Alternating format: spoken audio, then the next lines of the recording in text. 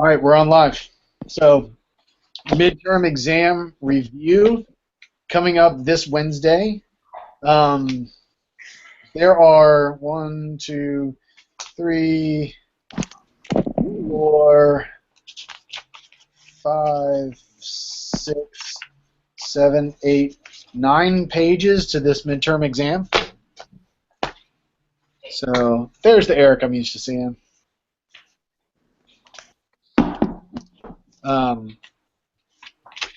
So we have a mixture. We have, just so you know, we have 30 vocabulary words,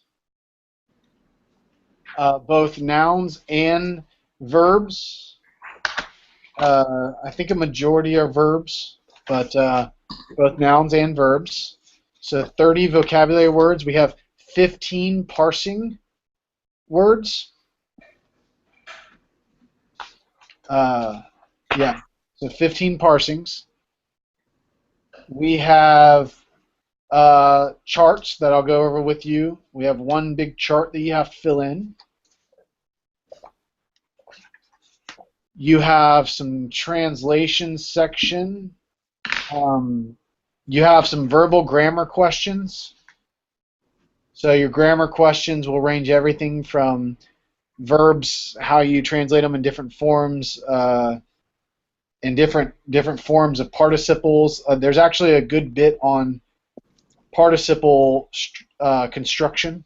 So we'll spend some time on that. There's a good page and a half on just participles. And then translation, there are 1, 2, 3, 4, 5 total translations. I think the fifth one is a bonus.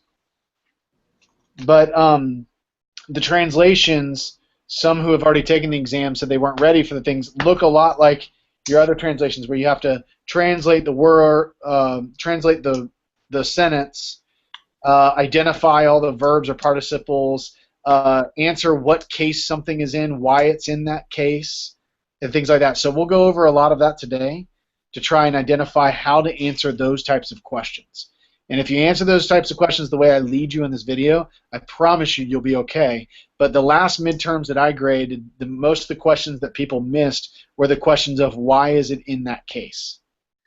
So that's a grammatical question you have to deal with. So let's begin this thing, and we'll get going. Vocab, I really just highly suggest go over vocab. Know your vocab. I don't see any words in the vocab that seem to be there to trick you up. I am going to spend some time checking to make sure, I'm pretty sure that everything is caught up. Like the last exam you guys had in Greek 1 had a word on there that you didn't know. I don't think you're going to have that problem this time. I think we're all on the same page. Parsing. You have everything throughout the entire verbal system. So, yeah.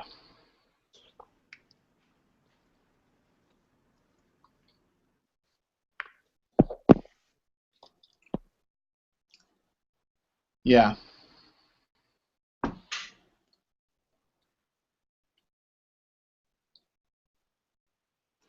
Okay.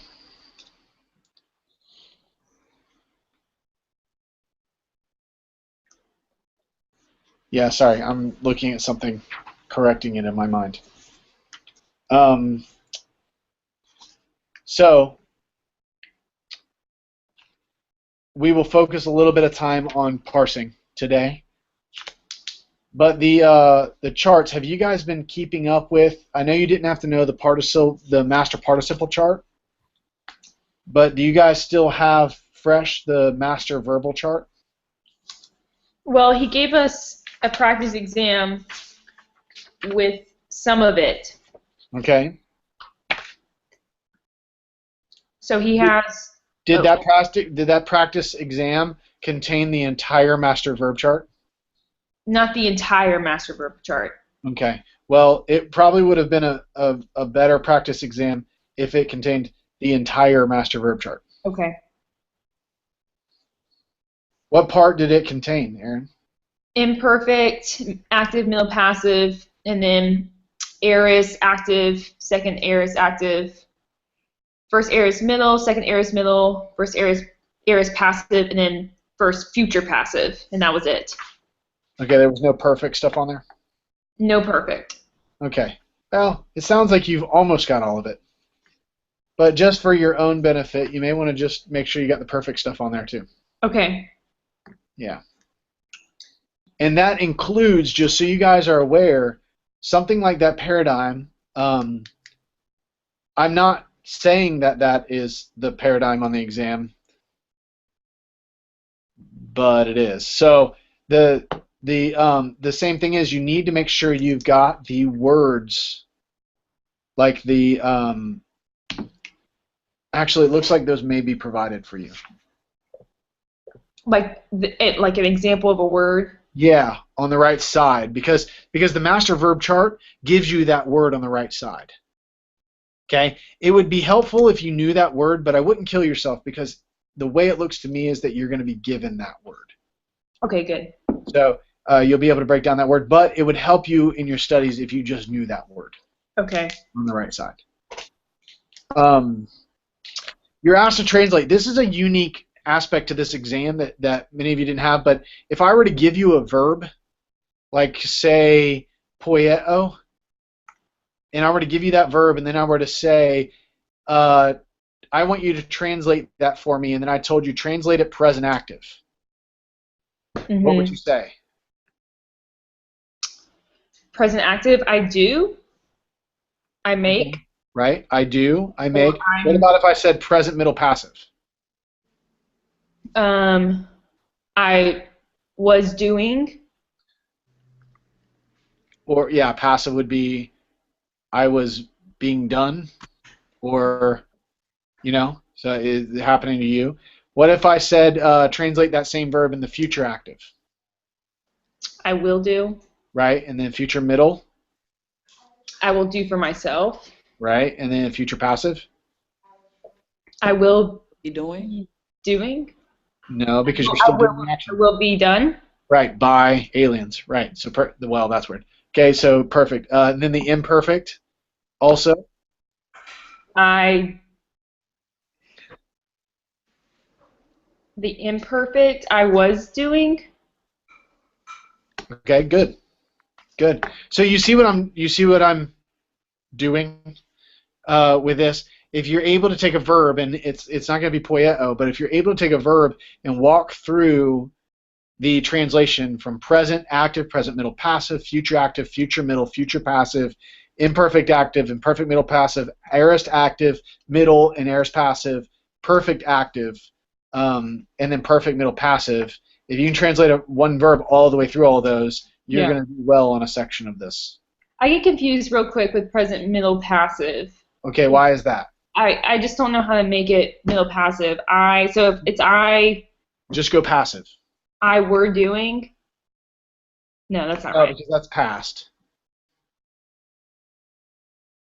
Remember, by aliens. I know. Sometimes that's not very helpful for me. Oh, it's not? Yeah. That's amazingly helpful for me. Maybe I just have a weird head. Yeah, I think so. I don't know. Sometimes that's not helpful for me. So, anyways. Okay, so it can't be I am doing or I was doing, because that means I'm doing, and that's not passive. Right. Okay, so it's got to be being, probably has to be put in there. Okay. I am being done. I am being done. Okay. So, and then of course by aliens works. Yeah. So so I can't fathom how by aliens doesn't help you. I'm so sorry. So for imperfect, so imperfect, I think past tense. So I was doing is imperfect present, and then imperfect middle passive. Well, you don't get to say imperfect present. I'm sorry, imperfect active. Okay, imperfect active. Okay. I was doing. Right. Imperfect middle passive is I was being done. Right. Okay. Yeah. So the difference between a present middle passive and an imperfect middle passive is what? Say that again. What is the difference in your translation between a present middle passive and an imperfect middle passive? Temporal, like present or past. Okay, so what word is different in your translation? Was. Was. Was versus Is. Or I am. am. Perfect. Okay. So I am being done versus I was being done. Yeah. Great. So just being able to think through that nuance of a word all the way through is going to be important. Okay. Okay. So and being able to work out those passives there, and you gotta get it by Wednesday. Yep. Yeah. So there are certain grammatical constructions that you have learned even just recently in your participles. Do you remember what those are? Like, you talking about, I think, that chart that he gave us? I don't know the chart that he gave you. The means. The result. Yeah, classification of Ooh. adverbial participles. Okay, that's very good. You need to know that chart backwards and forwards. Oh, you playing. No, I'm not playing. Because he didn't really go over this, Joseph. I mean, Okay, then I will. We're about to go over it. We're about to hit it hard, okay? We're holding our parsing off until kind of the end. okay. But, yeah.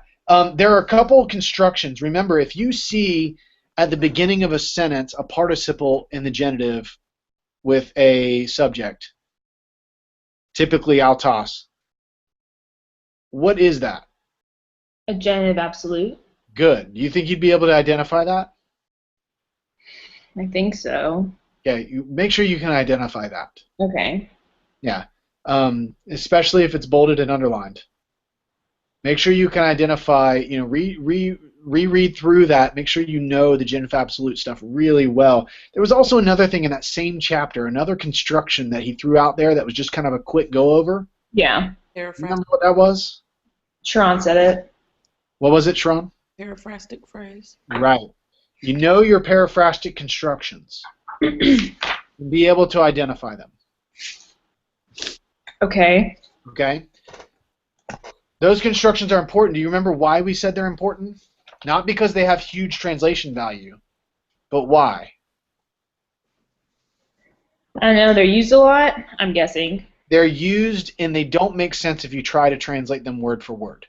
You have to just understand this is a paraphrastic construction and it's translated differently. So on the test, is it going to be like, translate this or tell me what it is? I think you're going to get a what it is for the grammatical questions. Okay, you're asking what it is. Okay. Right. Yeah. Can you identify, like if I gave you a sentence and say it had a genitive absolute in it and I said, what kind of grammatical construction is represented in this sentence?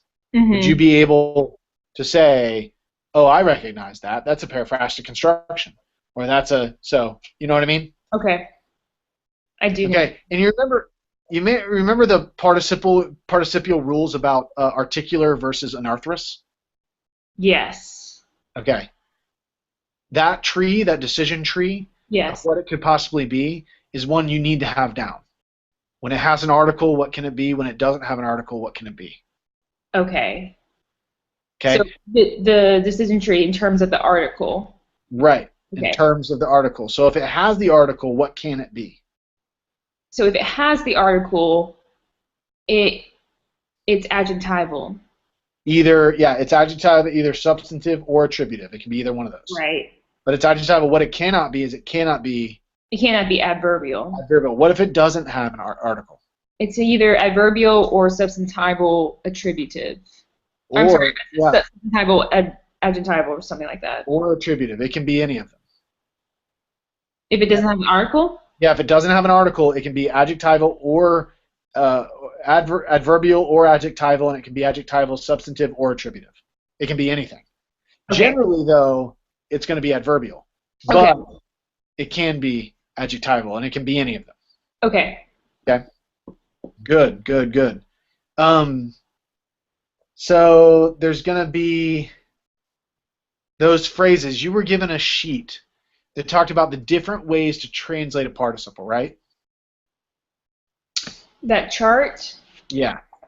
Yeah, the classification of adverbial participles. Okay. Now, what does it say on that chart? It has temporal, means, manner, condition, purpose, result, cause, and concession. Okay. Yep, that would be all of them. Does it give you regular verb? Say, what? Does it give you the classification regular verb? You said say the classes again. Temporal, means, manner, condition, purpose, result, cause, and concession. Is there instrumental? Instrumental is in parentheses under means. Under means. Okay, that's good. Okay. Know that that's called instrumental. Okay. Okay, you said cause, you said temporal. I said cause and I said temporal, yeah. Did you say concessive? Yes. Okay, perfect. And there's no regular verb? As a classification? Yeah. No. Okay, well that's just when it's translated like a regular verb. Okay. Yeah, those classifications, know how to translate those. Okay. Which instrumental would again, by, right? By, yeah. The instrumental is tool. What tool is doing it? I worked in the garden, or I don't know. Instrumental is basically by what means Okay. did this happen? So on the test, is it just going to say like, which classification is it and we just answer it? No, you're gonna have to translate it that way. Well, yeah, like after I translate it, because on the quiz it says, on the test it says, what nuance would you apply to this verb or this participle? And then, okay, so it just says the circle one. Okay, gotcha. No, you're not gonna do that. You're gonna actually be given a phrase, and it's gonna say you're gonna have to translate it. Okay. So you're gonna have to know those words like by, not just recognize them. You're gonna have to be able to put it in that construction. Okay. Yeah. So know those inside and out. It's a little bit tougher of a thing to be able to put it in that, but if I gave you like a causal participle and you had to make it causal, you would have to use the word because. Right. In your translation. You'd have to know to do that. Okay. You're not going to see because in the translation and then identify it as causal, if that makes sense. Yeah. Okay. Perfect. In your translation sections, you're going to be getting translations, and in those translations, you're going to be asked to circle verbs. You're going to be asked to circle participles. Mm-hmm. You're going to be asked what cases are certain verbs in, or certain participles. Verbs don't have case, but you're going to be asked what certain words or cases or participles, what case they're in, and why they're in that case. Okay. So take, for instance, if you have a sentence that has a preposition with a dative behind it, and I ask you what case is the word in, you say it's a dative, and I ask why is it in that case, you would want to answer that question by saying it's the object of the preposition epi that takes its object in the dative. Yeah. Right? You don't want to say because it's an indirect object, because that would be wrong. Right. You want to be able to answer the question grammatically. If I ask you about a genitive participle that's at the front of the sentence and I say, why is it in that case, you're going to have to be able to say because it's in the genitive absolute construction. Okay. That's what you're going to have to be able to answer that question. So, and if I ask you why is something in the genitive, you're going to have to answer the question. It's either the object of a preposition or it's modifying its head noun, whatever it is. It's, yeah, like, Okay. it's in, like, it's either, like, genitive says it's possession. Right, but when you're answering the question, why is it in that case, Mm-hmm. you can't answer by saying it's showing possession, but the correct way is you want to answer it by saying it is modifying its head noun, ... Okay. Yeah. I don't think you're going to run into that issue, by the way. But Okay, gotcha. with the genitive. But yeah. So you're going to have to answer which way participles are functioning. Are they functioning adverbial or are they functioning adjectival in your translations? So like when you get a translation, you're going to have to answer which way it functions. Which, by the way, is a lot more intimidating on paper, but it's actually one of the easiest questions to answer. Because a participle in translation can only function one way. The other way doesn't generally make sense in the translation. Right. So it's a matter of translating the sentence, figuring out what makes sense, and then saying, oh yeah, that's adjectival, or that's adverbial. So yeah. Anyway. And say if there's a, participles can take what? They can take subjects, and they can even have direct objects, right? Sure. Okay, just know that when you're asked sometimes about a word in the accusative, you've got to be able to attach it to what verb or what participle it's functioning with. Make sense? I get this and I get this. Okay, sorry, Eric. No, it's okay. Like if I asked you about a word in the accusative and it's the object of the participle, you've got to be able to say It's the object. It's the direct object of the participle, da da da da. Whatever that is. Got it. So you're going to have to be able to make those grammatical connections. So every translation pretty much has the question, what case is and why is it in this case? Okay.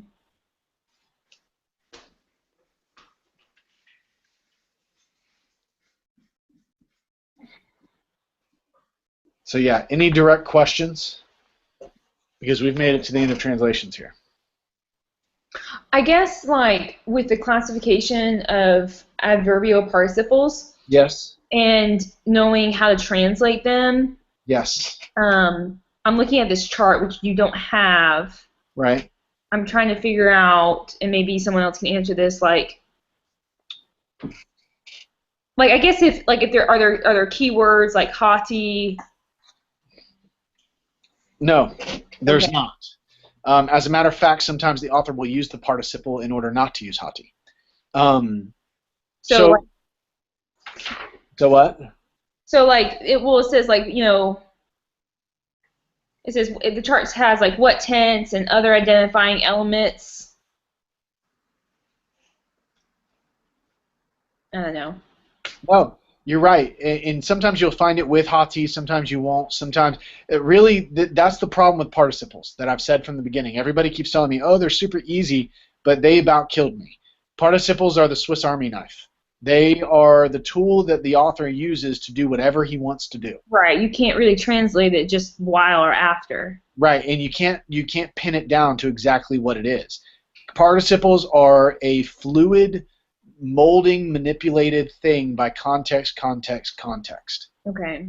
And so, according to the context, you are going to begin deciding whether it's instrumental, causal, temporal, concessive. You're going to decide whether it's those things based on context. Okay. And you're going to learn more about that in Interp because Dr. Palmer is going to start asking you questions like, how is this participle functioning? And you're going to have to make that interpretive decision. But participles are sometimes what surrounds interpretive problems because they can be so many different things. That's every translator has to come to a big decision when they enter that mode of a participle. It's a how is this participle functioning, and that's an interpretive decision.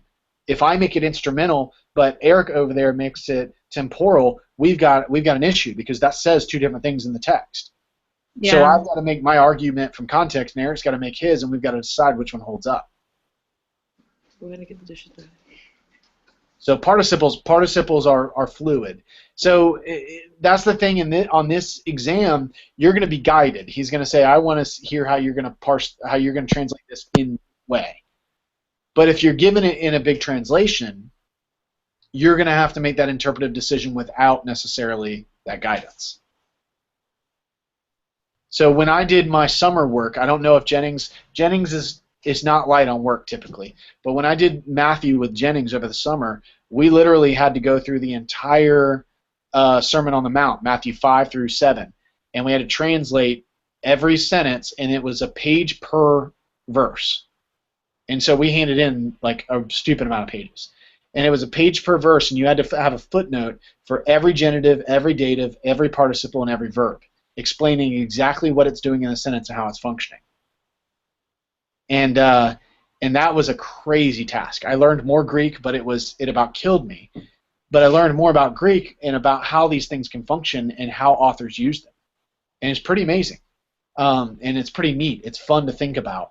But it does give you a respect for the Word of God, and it gives you a respect for those people who have gone before you and labored to translate it. Mm-hmm. Because they've made some complex decisions that we don't get to. It's made me weary about people who critique translations, because you start seeing how complex Greek is and how much goes into translating even a participle, that you start saying, okay, well, I'm not going to pick apart somebody who's done a bunch of more time than I have in translation. But I can have my preferences. But nonetheless, I'm off of that soapbox. My simple answer to your question is that there's not an easy identifier. Okay. There can be identifiers, but there's not an easy one. It's just context. Got it. Yeah. Any other thoughts, concerns before we move into parsing?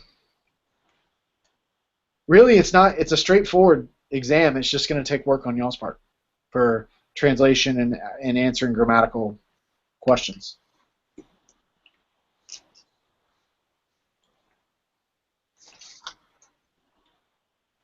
Like I said, the participle grammatical question is about a page and a half. Okay. Yeah.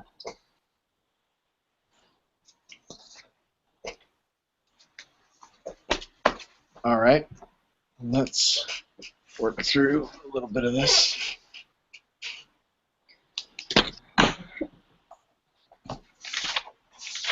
Sharon has a question. Yes, Sharon. Example of translating a paraphrastic phrase. Okay, a paraphrastic construction, Sharon, you would just go through and you would translate it normal. I didn't ask it. Did I ask a question? Oh, no, that's Eric. Okay, that's Eric. Oh, sorry. Yeah, Eric, you're right. Mounts' structure, if you see the paraphrastic construction, which is on page 281, 280 and 281, what you're going to find is that Mounts doesn't spend a lot of time on it, and the reason he doesn't spend a lot of time on it is because he's just trying to make you aware of it. How to turn it into English. Okay, perfect. Here's the thing is that you are going to translate it,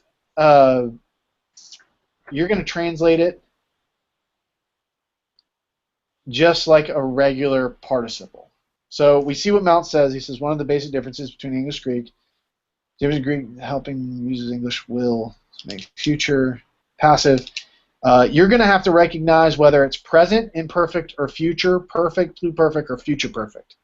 You're going to have to recognize that construction, and then you're going to have to translate the verb simply in that, or the participle simply in that construction. So the future of Amy with a perfect participle becomes a future perfect translation. What? Does that make sense, Eric?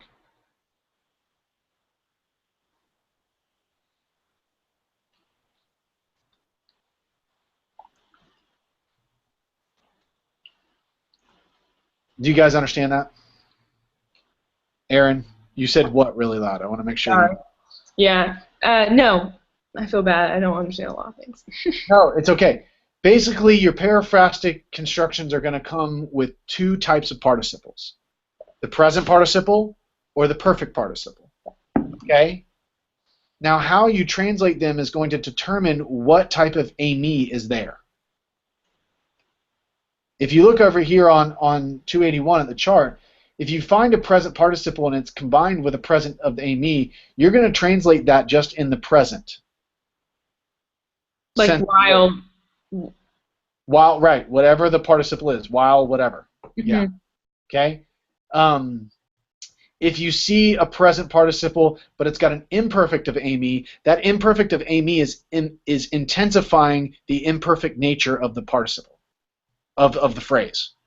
So you're going to translate that structure as an imperfect. Hey, Sharon, you're on twice. It's awesome. Okay. Um, Yeah.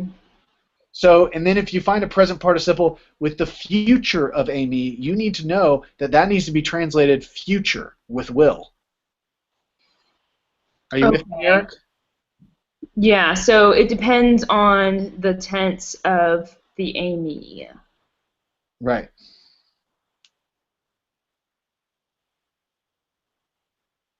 However, when the Greek uses Amy and a participle together to state a single idea, this is called a periphrastic expression. It originally emphasized the continual force of the participle, which is why the aorist participle never occurs in the construction. However, the emphasis is often lost. In fact, Koine Greek usually only uses a periphrastic expression for third person plural perfect middle passive. So would it be translated as like,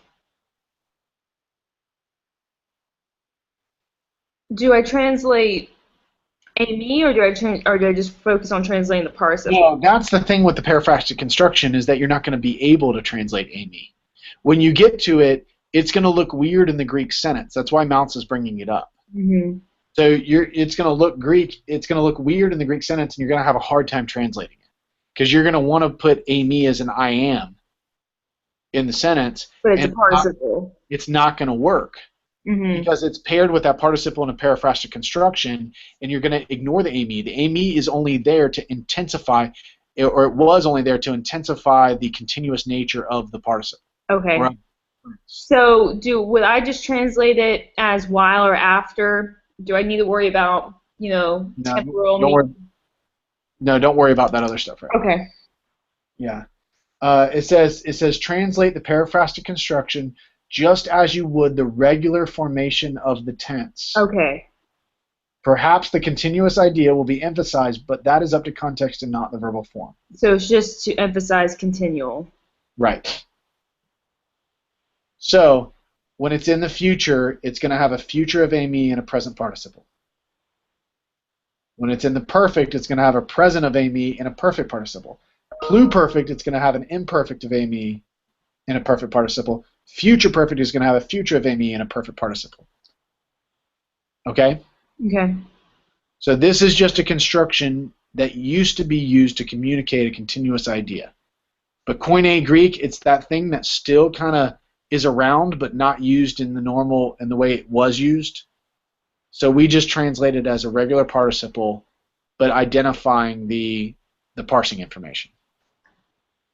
Eric, does that help or does it just confuse you? Okay, good. So the Amy is just there to help you identify how it's the tense that it's functioning in. Make sense? The tense. Yeah. So Aaron, if you come across my point again, if you come across a present participle, Mm-hmm. but it's in a periphrastic construction, you can't just assume it's present. You've got to look at whatever tense the Amy verb is in. Right. You got to translate it that way. Okay. Okay. Yep. All right.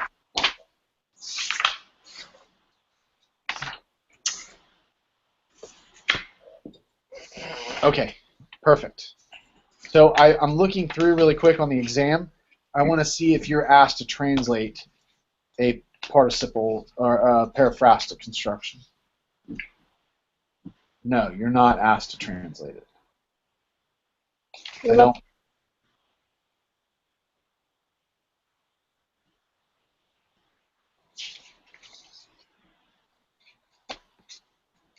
Yeah, I don't see any periphrastic constructions.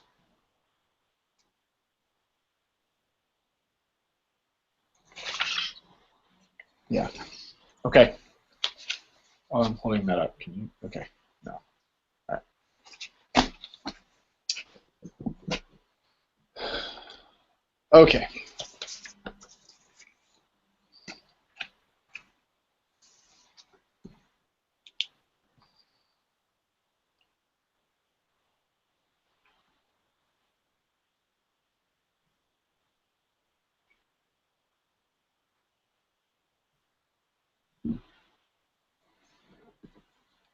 Hold on one second.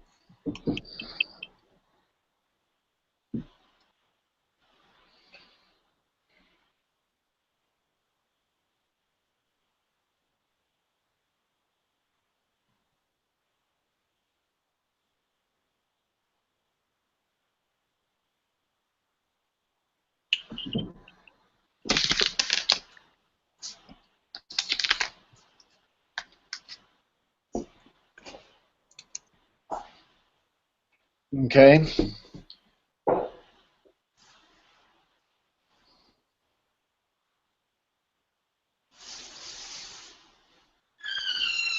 Okay, can somebody...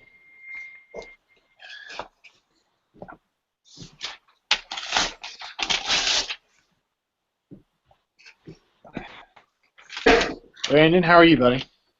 I'm wonderful. Good. I've got this verb up here for somebody to take a crack at.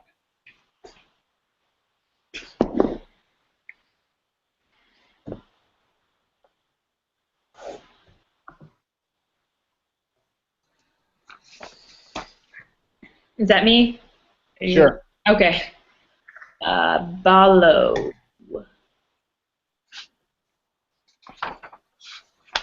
I know some kind of contraction has taken place. Is that correct? Looks like it. Is this a liquid verb? Yeah. Looks like it. So, is this future active, indicative, first person? Wait. Yes. First person singular? Follow? Why is it missing a lambda? Oh, because aorist? Is it? I don't know. I'm actually asking. I'm confused on this one, actually. Okay. You're gonna have to help me out.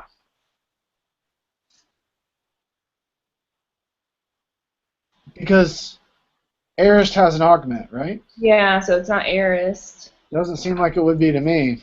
No.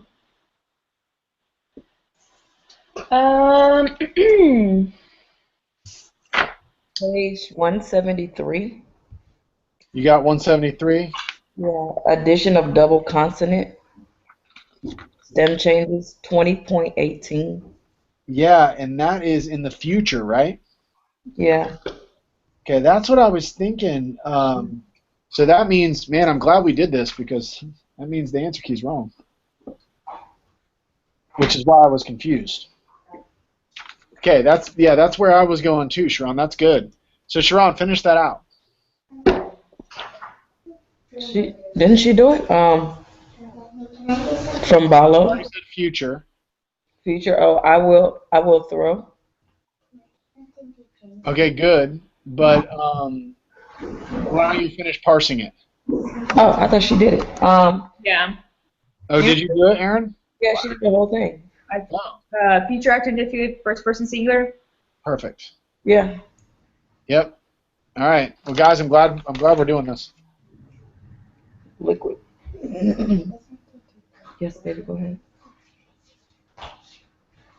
Those liquids will get you.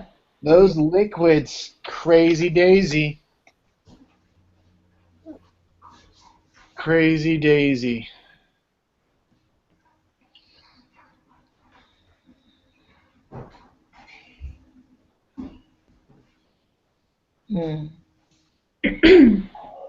That's crazy. There's 15 parsings, you said, right?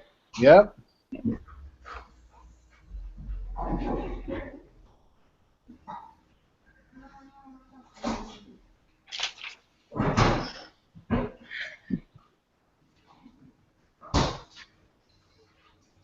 Wait, where'd it go?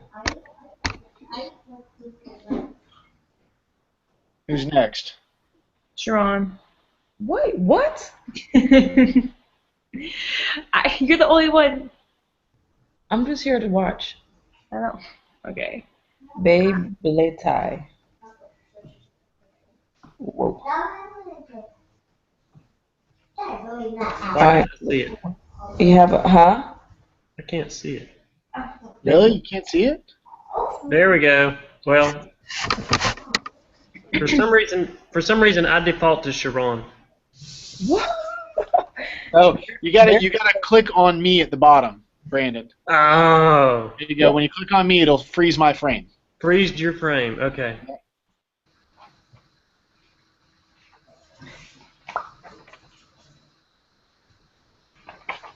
So it's perfect, right? You be later. Yeah, it's okay. So is it from Balo? Follow. There's Yep. a review. Okay. Okay, tie. Perfect from Balo. So Middle passive indicative, third person, Good. singular. Singular, plural. Singular. Good. Good job, Brandon and Sharon and Aaron, all of you. Good work. so they're translated as he, she, it have been thrown. Have thrown. He, she, it, and yeah, have been thrown. Have been thrown. It's good. Hey, that's actually a good point on this exam is that there is no inflected section. What? Yes. Yeah. Thank you, Jesus. Shut the front door. No inflected section. Don't Just be lying. Shut up. For real? yeah, I'm just trying. Really, what it is, I'm lying. I'm just trying to trick you guys so that you do worse on the exam. Because that's why I'm here. Doing this on a Tuesday. So, the next one is a super easy one. Or is it? A pin. Is that from Lego? That's a noun. No, he, she, it said. Yeah, it is. It is from Lego because it's he said. It's a vocab word. What? How in the world do you know that's from Lego? I don't see Lego in that at all. Because I just know it's a vocab word that's he said. Come on, there's no Lego in that. Don't make me tell you how you got from Lego to that. Yeah. So is Eris? Is it Eris active indicative, third person, singular? Good. Good job. I'm still confused on why you think it's Lego. Don't do that. Because that's all it can be. Why Yeah. is that all it can? That's the only word we know that says that would. That's the only Eris word I've memorized. It's Lego because if you remember, Lego is one of those weird words that has multiple roots. Yes. And so as it switches out of the present, its root becomes oro or whatever in the aorist. So it no longer is recognized Lego as it moves down the chart. So good job. It is from the word Lego, so its lexical form is Lego. It's an aorist active indicative third person singular. Give it to me. No. No. Thanks. Straight up. Brandon, I'm kind of dressed like you on your picture today. I was noticing you were looking awfully nice. Yeah, I know. I actually, because it was the midterm, since it was the midterm tutoring session, I thought I'd dress up for you guys. Step your game up. That's appreciated. No problem.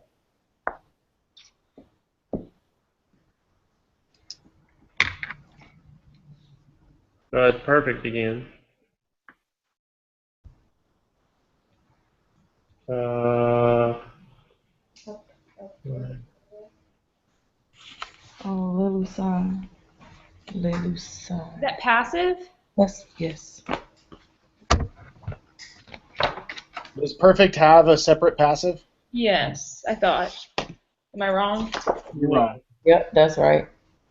It's middle passive. Oh, it's middle passive. Perfect middle passive. Perfect middle passive. Indicative second person Yeah, from Luo. Second person what? singular. Perfect. Perfect middle passive indicative second person singular from Luo.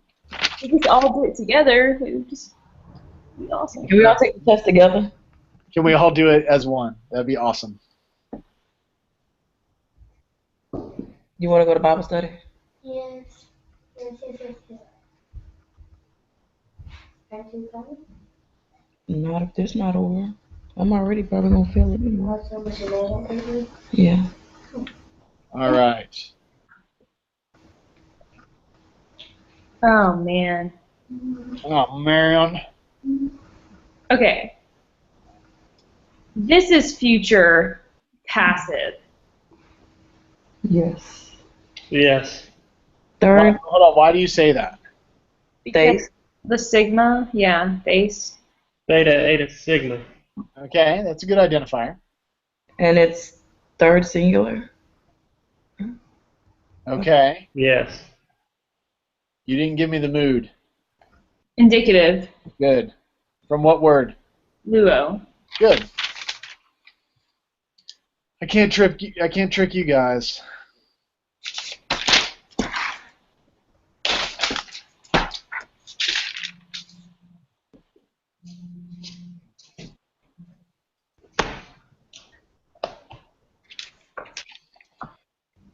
I got you this time though. Bliss on. So that's blepo. Yep. That's a participle. It's active. Anti. I need somebody to own it. Blepo, active. Wait, it's Eris active. No, it's not. No? Wait, yes, wait. Use your filter, Aaron. Where do you see your augment? Where's my thing at? Augment? Is there an augment? Well, I thought it was a participle. Oh, okay. You're What right. keyboard is that? The C, whatever. So I see there's the square stop rules. Oh, Yeah. no. Oh, Eric. Hey, look at Eric's. Look at Eric's. Future. Oh.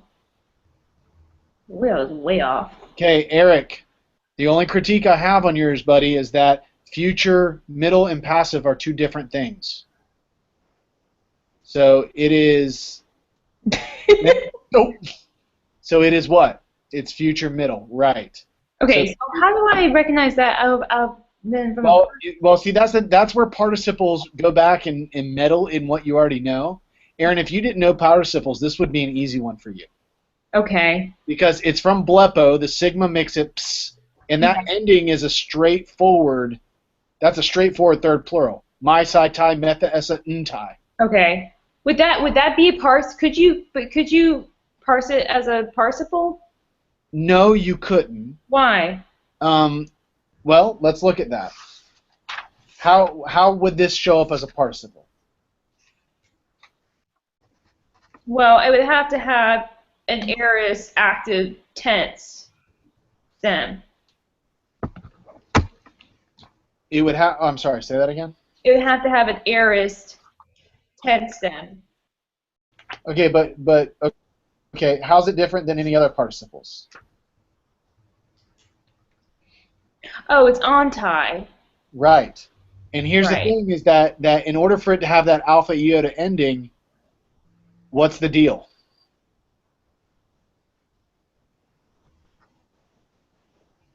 In order to have that alpha iota ending, Right. that means it would have to be a nominative plural feminine. Right. Now, what's unique about the feminine? Well, she's outside. Oh, What's sorry. unique about the feminine? Yes. I don't know. Okay. Feminine does not use the nt,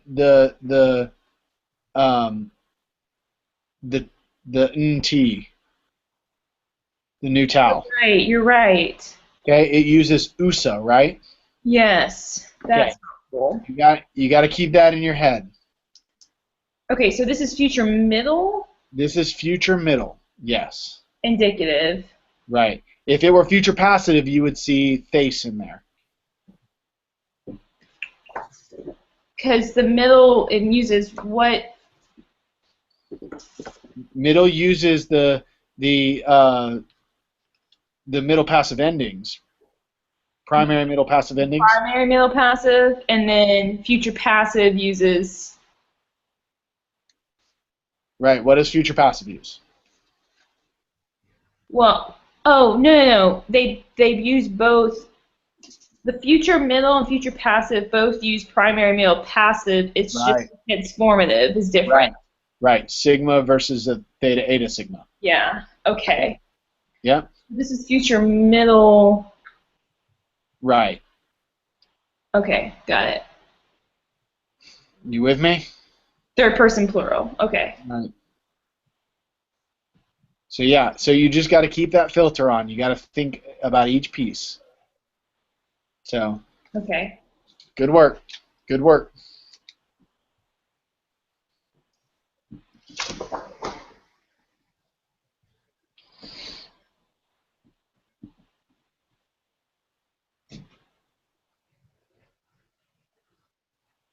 Oh, sorry, my handwriting just took a turn for the worst. Let me try that one again.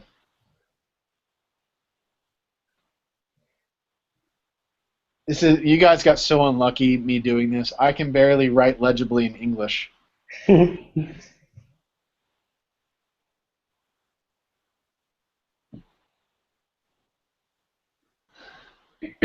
Okay, try this one.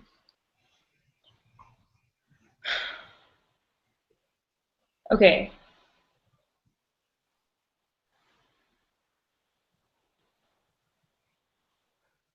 That's a participle. Yeah. And it's dative. And it's feminine. And it's plural. Stem. Follow.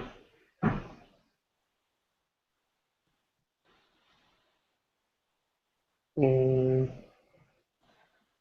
Is it present active? yes, I think so. Okay, why would you say present active? I don't. Because just seemed like a good guess. Yeah. Well, that would be a good guess if I saw two lambdas. It's aorist There active. you go. You say no? No, I said there you go. Okay. It would be aorist. Why is it aorist? That's right, because it's stem. Because it's just Right. one lambda. Right, one lambda. Now wait a minute, I don't see an augment. It's because augments don't happen in the participles. Good job. Augment indicates past time. Right, because participles don't carry that type of tense with it. It doesn't have an augment. So that's very good, and that's important to remember. Okay? Now, let me ask you a question. What happens if you see something that looks like an augment on a participle? And it's not a participle. Well, that's not true. Because last week, thank you, Eric, it's a vocalic reproduction, and it's always perfect. So it's actually Oh, that's right.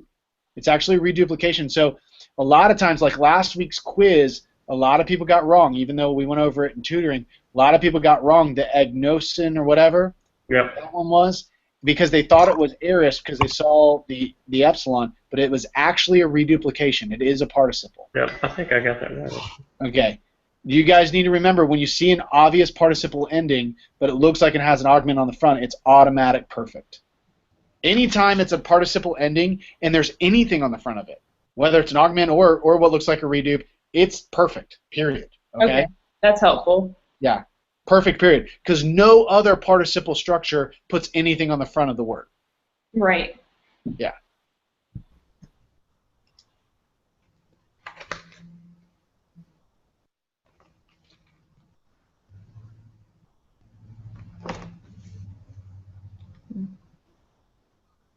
It was funny because we actually had a TA argument about that. So I had Kate call me and say, I think the answer key's wrong. This is an aorist word. And so we argued back and forth, and she had me convinced for a second, and then I was like, no, wait a minute. It's a participle. It can't have an augment. So we finally landed that the answer key was right.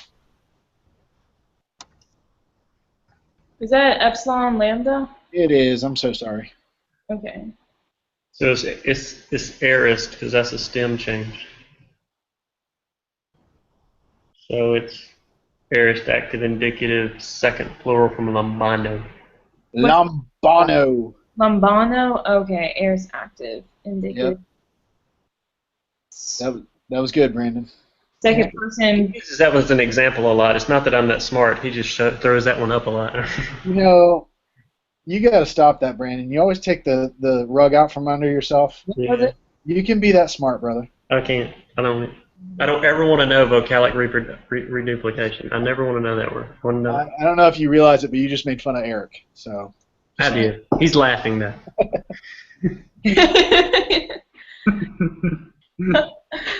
That's funny. It's all right. I was that guy in the Greek class, and it's funny because Jake, who works with me now, was the other guy that sat in the back and used to make fun of guys like me Yes. and throw like things at me, and now we work together. He's told us all about you. Yeah. He's probably got some stories. He's got to be careful now though because I hold his future in my hands. Ah. Ah. That's a. What the heck is that? What is it? Agape. Is that from agape? Is that a noun? Agape? Is No. that from What's that iota subscript? Data. dative? That's what I think, but I know that doesn't seem right. Hmm. We've had this before. It's not what you think. What do you think, Eric? I can see Eric has the answer, but because of the previous comments, he doesn't want to type anything.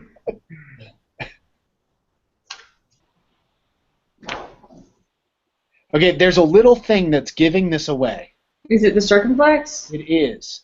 Oh, There that's- cannot be a circumflex on a noun at the ending. Right. Okay, circumflex cheats for you. It tells you something's going on with this ending and it's verbal. If it's dative, that circumflex will never be there. Okay. Okay, does that help you? Yeah.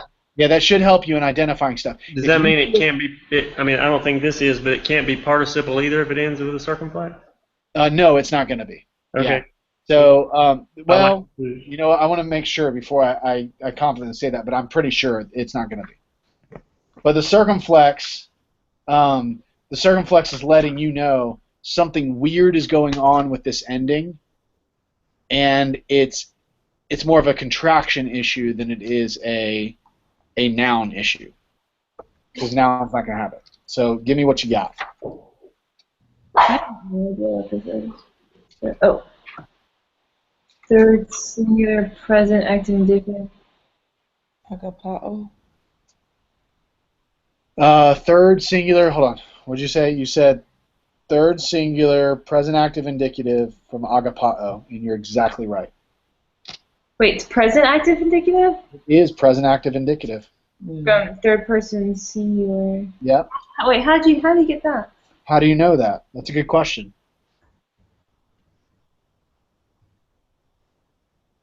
What kind of verb is it?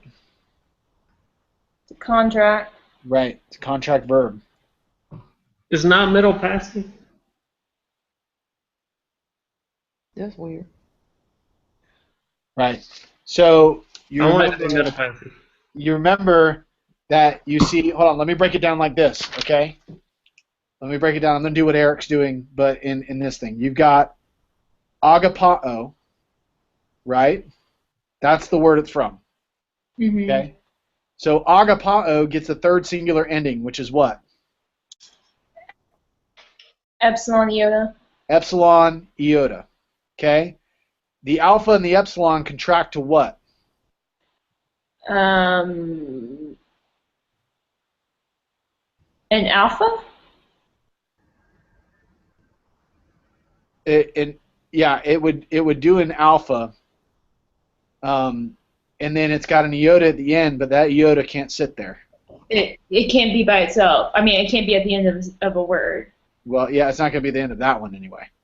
Not with the vowel right in front of it. Okay, I just thought that was Now, you can't say that totally because you get endings like ntai. right. Okay. So you can't say that totally. Yeah, you're right. In this case, when there's a bunch of contracting going on, the iota is going to subscript to help you identify it's a third singular. Okay. So what happens is you've got this, and then this equals agape with an iota and a subscript telling you something weird's going on. So I wrote that out for you. As Thank like you. Okay, that's helpful. Okay. Okay. All right.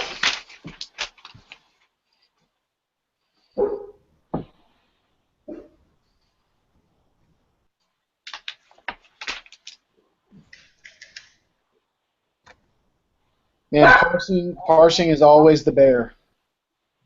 Yes.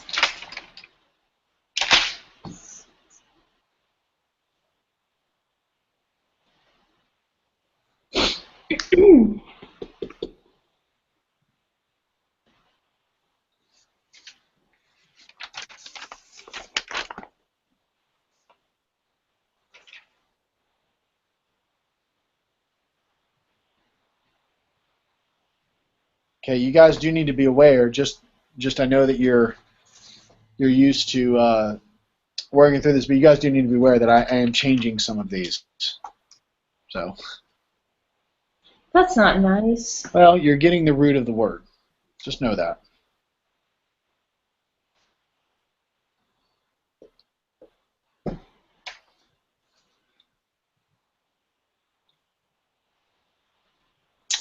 All right.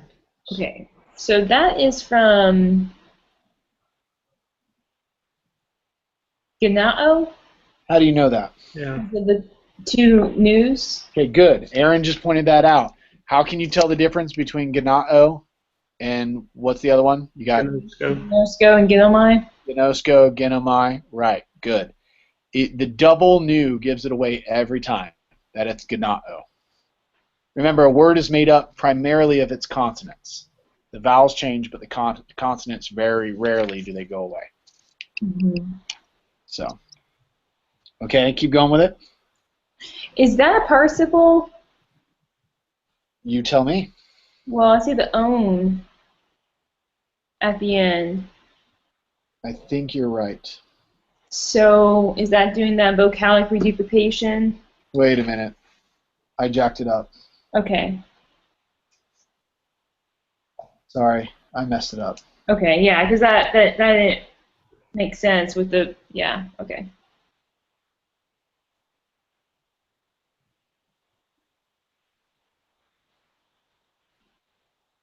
I messed it up.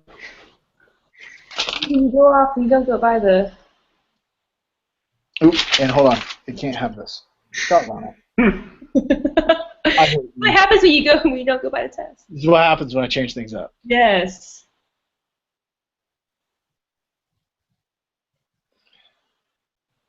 Okay. So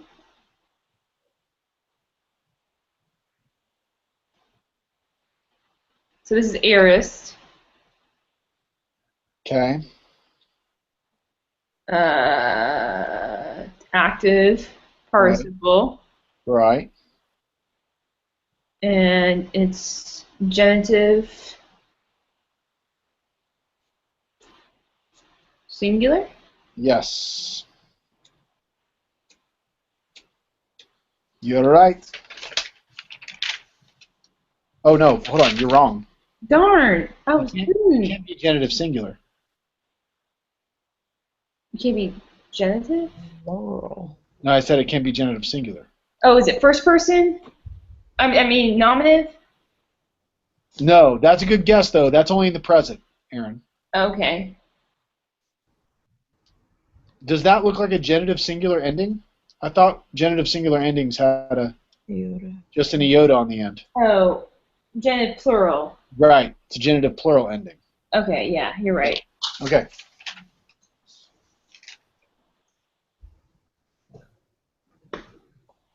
Okay, let's try this one. Keep it the same this time. Just a helpful tip. What are you talking about? Trying to be all smooth. Try and be helpful.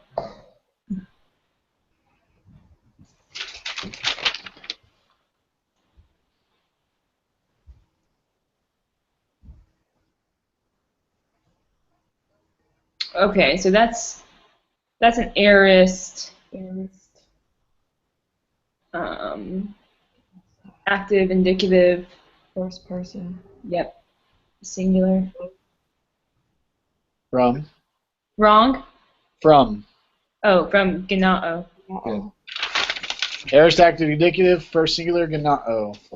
I love that you're nerdy enough, Eric, to type in Greek. Blush. That was funny. You remind me so much of this dork we had in our class. Wait a minute. That's me. Okay. All right. Share your nerdiness, though. What did he say? He said decades of nerdiness. I was like, he needs to. Oh, spread I the want love. to be nerdy. Spread the love. I can't see. Okay, you guys do remember it's an important difference to know the double nu versus the single nu. What if this other word I just gave you was epsilon, gamma, epsilon, nu, eta, sigma, alpha? Say that again. Get on my. It would be genomai, right? If it was just gamma nu, No, if it were no, because gamma nu would be gnosko, that's gnosko. right? Genomai. Okay. Gamma epsilon nu would be genomai, Genomai. and gamma epsilon nu nu is genao. Yes. Right.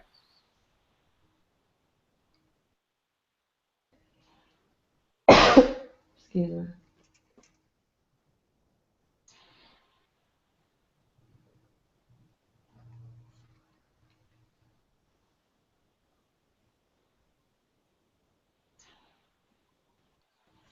All right. What? Goodness gracious. No. Is that a Omicron? Okay.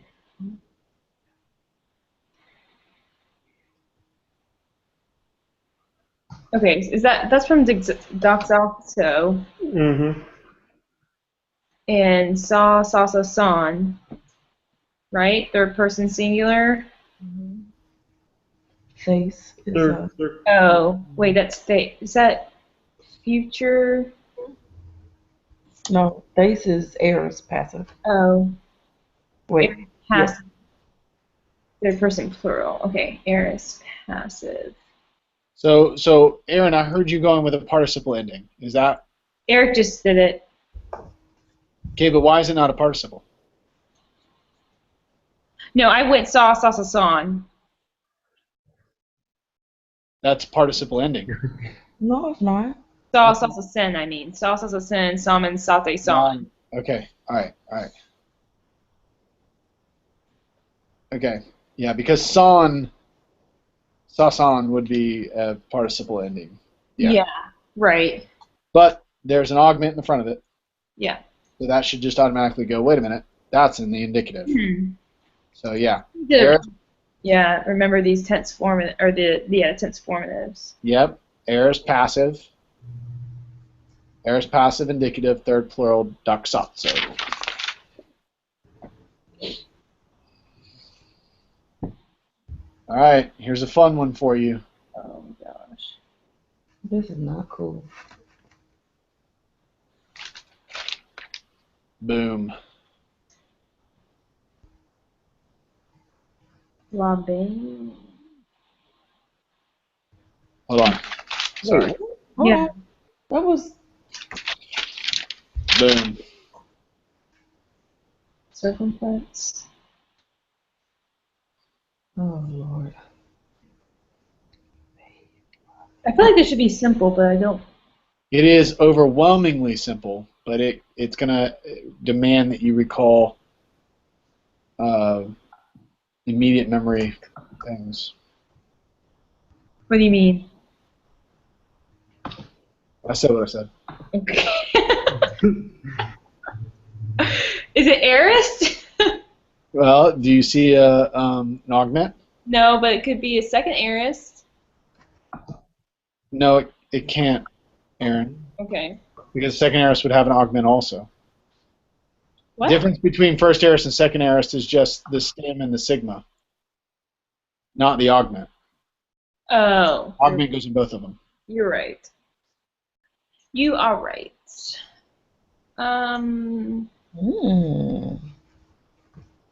Tricky. Hey, wait a minute. Are Oh, you wait a giving minute. us something that's not on the test? Is that an infinitive? yeah. Is that an It looked like infinitive? an imperative to me. That's an infinitive. Okay, Brandon, you're right. That's an infinitive. That's Why not. you want to do that? Okay, I'm just letting you know.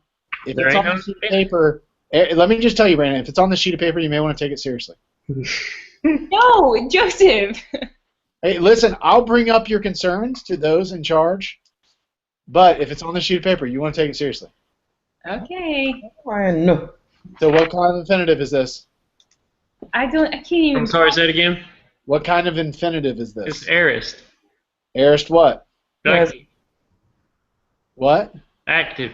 Present active. It's an aorist active infinitive from Lombano. Yeah. Okay, good job. Mm. I'm going to hold this up so that everybody can write it down. Oh, okay, I'm sorry. I And see you it. can write next to it, aorist active infinitive from Lombano. There it is. Oh, God. Throw in the curveballs.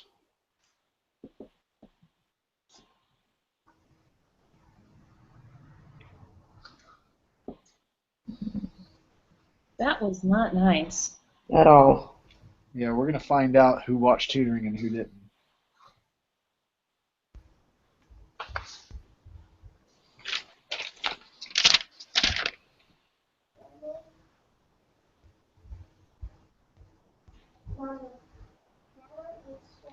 Hold on, baby. Okay. Is that reduplication? You tell me. Yeah. But I there's know what that word is just because every time it's something stupid and begins with the epsilon, it's Erkman. oh. Every time it's something stupid. It's true. It always works. I love that, Brandon. That's going to work well when you're reading through the Greek New Testament. Wait a minute, I know that one. That's the stupid one. The epsilon. So wait, is that Erikamai? Yeah. Tell me, is it? It's perfect active indicative first person singular. Do you agree with Brandon? C. Do you just be out of waving the white flag, or because you actually agree? There might be a white flag involved. There's a little bit of white flag going on there. I mean, I don't really understand the whys. I just know I've learned that one. Okay, Brandon, why in the world would this be Erkamai? I see no Erkamai in there. That's why I know it's Erkman. I just want to let you know, that logic may work for this individual one, but in general, it's a bad life logic. Isn't that Luo? No, it has not failed me yet. I thought it was Luo too. Is it Luo? No, it's definitely not Luo. Okay, Lay Luther. Brandon is exactly right, by the way. I'm going to just give that to you. But remember, Oh, Erkamai is another one, like Lego. Erkamai is the one that has the stem change as it goes on. So in the future and in the others, it's not Erkamai, it's Aluth. So it's perfect. It's perfect active indicative, first person singular from Erkamai. Oh my gosh, I'm about to fail. First person singular. Yeah, because it's Karakasa Ken. Right? So, what? Joseph? Right. Okay. You said perfect active indicative? Yes. Yeah.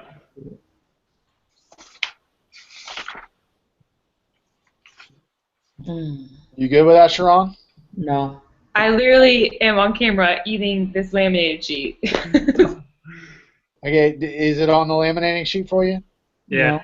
No, I just never mind. So can you tell me, Brandon, why there's no kappa there? No, because I just learned that that's what it is. There's no kappa there because. Oh, it comes in. Oh no, no. Mm-mm.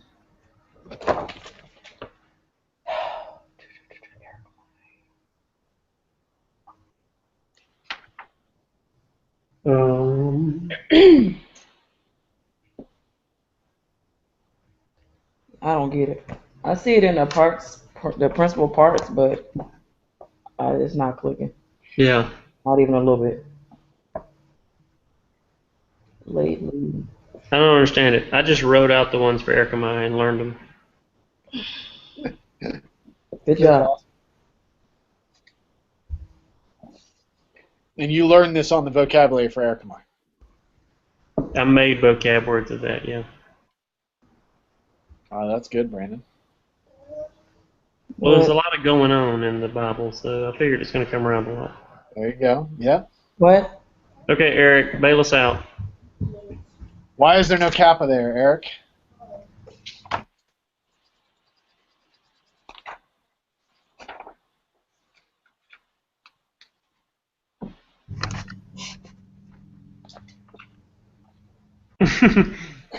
He's trying to find it. It's a good hunt.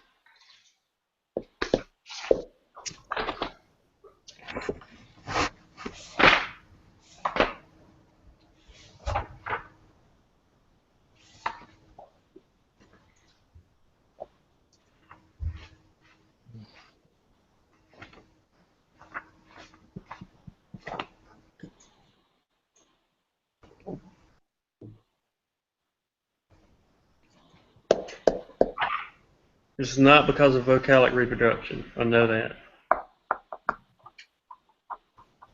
Right.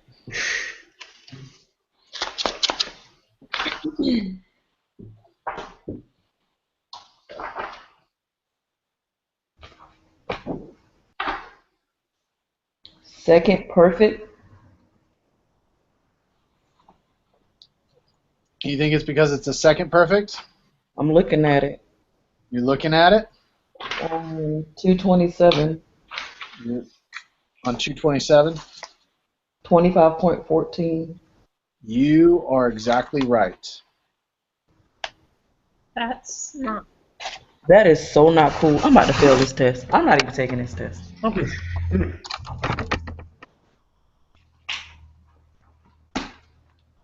Good work. So, I actually saw that on my blue sheet, but I didn't know. I thought you were looking for something deeper than that. Well, I'm not looking for anything deeper than that. Second perfect, there's only a few second perfects, so it's not really seen. But Right, it's important to know, since Ericamai doesn't seem to follow any of the other rules, right, why would it not be second perfect also? right.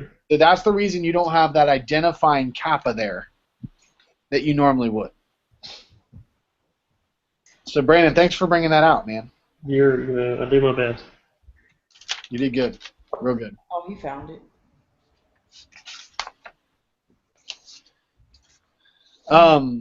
Just using a book bag. In all honesty, guys, that's the exam in a nutshell. You guys good, or you want to go over more stuff? I have a question. What's up? So for charts on the exam, do we just need to know one chart, and that being the master verb chart? Do I need to know the 6 forms of the participles for present, aorist passive, and perfect active? I think for the exam, it's important to know all of those things. Okay. Is there any more charts that I need to be aware of? Can you tell me that? You need to know all the charts up to this point, and I would say especially in the master verb chart. Okay. To help you on the exam. Cool. So, are there? Did you talk about the types of grammar questions before I got on? I did. Are you going to post this? I can just watch it. Yeah, I talked about a lot of the types of grammar questions. About you're going to get a lot of why is it in this case type of stuff. Oh, I hate those. Yep. And you got to be able to answer them right, man. And the thing is that But it doesn't make sense to me. okay. Like, All right. Well, talk me through it. What doesn't make sense? well, it is just because it is. It's generally the answer. Okay, you can't do that. That's where I told you that everywhere else that logic fails. Yeah. That would be everywhere else. Okay. In the sense that you have to be able to understand why it's doing what it's doing. Okay. And authors put things in cases because they're trying to do something with it, not just because they went eeny, meeny, miny, mo, or spun the little, or shook the case 8 ball and said, hey, that dative will work. So you have to be able to know when. And the only problem now is that the filter has expanded, because now your accusatives can be direct objects of a verb or a direct object of a participle, and you've got to be able to identify which one. Okay, so is there an easy? There's no easy place, because that's where my weakest. I'm trying to figure out the best way for me to. You can go to any practice translation in the workbook. Yeah. You and I, Brandon, could work through those and you seriously could ask the question of every word in there, why is this in this case? And you should be able to answer the question, this is in this case because ... It's in the case because it's the object of the preposition ep. It's in this case because it's the indirect object of the verb ... I think that's what I get screwed up is because the answer is often it is because it is. Right? You know what I'm saying? Right. It sort of seems like a rhetorical question almost. Okay. So I think But if you only had a dative in a sentence for one reason, then we wouldn't need to ask the question. right. But because there can be a dative that you don't translate as a dative because it's the object of a preposition, you need to know when that's the case. Yeah. Okay. And then there's the dative when it's actually functioning as the indirect object of a verb, and you do translate it as a dative. And then eventually you're going to get to the point where a dative can mean a ton of different things, like it's a dative of sphere or a dative of, and you're going to learn all that in interp. But there's no one simple place where I can go that has like those rules that I can refresh my memory. No, Mounts actually himself does it. In the preposition section, he actually gives you this form, and he gives you the blanks. He says you need to be able to say, this is this because it's the blank of the blank. Okay. Yeah. I think it's the preposition section. He says that. Like chapter 26. That's verbal. I think it's prepositions. I mean, all the way back. oh, excuse me. My brain was thinking for some reason participles. Yeah. Do you know the alphabet? Say what? Do you know the alphabet? Yes, Aaron, that will help you. Okay. Will you reproduce it on the exam? Negative. Okay. Yeah. I think I can be safe telling you that is not an exam. All right, I'm going to have to find that, Brandon, and let you know. But there is a spot where he recommends putting it in the form, and we just kind of take that and expand it. Okay. And whichever place it is, it's in the top left corner of the book.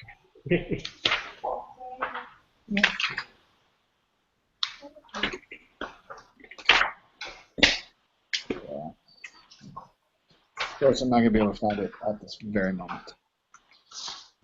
Okay, so prepositions are chapter 8. Yeah, I think I lied about the preposition thing. This one. Yes, no, wait. What? Did you find it? Page 58? Is Oh, dang it, I was right? that what you're talking about? Let me see. Yes. Yeah, man. That was better than I thought it was. Yeah, so it says, when memorizing the definition of preposition, I suggest you use this form. Blank with the blank means blank. And then this is the question 8.8. When asked to explain why the object of the preposition is given case, I suggest you respond with the complete formula. Blank is in the blank because it is the object of the preposition blank. That takes the blank. And so we've taken that in your grammar questions, expand that, not just to prepositions, but for instance, like datives or just regular accusatives would be, this is in the accusative case because it is the object, the direct object of the verb blank. Okay. Or this is in the dative because it is the indirect object of the verb blank. Or this is in the genitive because it is modifying the noun blank. Okay. Make sense? Yep. Yeah. So each of those formulas are the formulas that you want to have set out for those grammar questions of why is it in this case. Okay. And there are several people in the last exam that I laughed and I marked off because they just said, why is it in this case? And they're like, because it's accusative. And I was like, oh, great. You know, like, that's not why, though. Right. So. Okay. Or they would say things like, because of the ending. But yeah. So that's the thing. How do you guys feel? You ready for this? No. Might as well be. Might as well just go take it. I think everybody just gets off of this and goes and takes it immediately. I might do that. Do it. That'll kill it. We'll kill something. Yep. So you guys will be good, and then we'll start grading them as soon as you guys are done. All your TAs will start grading. And I'm going to be hard. One other question. Yeah. How I remember Dr. Palmer being a gracious grader. Yes. So this is an awful week to have assignments due for him. So Yes. if I just do my level best, I'm going to survive that, right? You're right. Okay. Especially the discourse. Just do your best to think through it. He's more concerned that you're trying to think through it than it is you getting it exactly right. Cool. So the text critical assignment you can't really skimp on. You either do it or you don't. Yeah. Yeah. And do we have to so we do the chart. I filled out, I've got the chart filled out and I've done all I've completed it. The only thing I haven't done is gone back and say, literally spell out that, I don't have my things in front of me so I won't be able to make any sense, but P66 is and say what P66 is. As long as I have it in the chart, is that enough? Does it ask you to say what P66 is? Well, the confusing word for me is anytime somebody highlights something, they're not over. So step 2, explain all the text critical symbols and the variants in NA28. Yeah, that's good. So if it gives you multiple symbols, which ironically he's only asked you to deal with one of the variants, or did he ask you to deal with all of them in the verse? Well, for the one we have to turn in, which is really the one I'm concerned about, is Romans only has one. It only has one. So that's the only one you have to deal with. Okay. Right. With that one, you want to say this is a variant of replacement. Yes. And you would explain what a replacement variant is. It means that this word somewhere in transmission was replaced either with the variant or the variant was replaced with it. Okay, but I don't have to say that it's supported by the following manuscripts, A, which is an uncial from blah, blah, blah, blah. No, you don't have to do that. Okay. Yeah. You are explaining the unit of variation. Yeah, okay. That's what I thought. It was just He just wants to know that you understand what the symbol means. Yeah, okay. Yeah. Cool. Okay. What I'm going to do is I'm going to get off with this and I'm going to try and send. I'm trying to see if there is a wow. Yeah, that's how you get chat up. Okay, I just learned some things. I'm trying to see if there's a way to actually attach a file to this that you guys can download, but I don't see it. Yeah, I don't see a copy it. of the test or something? Negative. I'm not looking to get kicked out of school. I No, was going to advise that you not do that. Yeah, I'm looking to attach an example of text critical paper that's not the text you're dealing with, to where you can use it as a format of, this is how you would answer these questions. But I may just have to send it to you in an email. Yeah, I feel pretty good about it. I mean, it's a little paragraph with the charts of what he's looking for.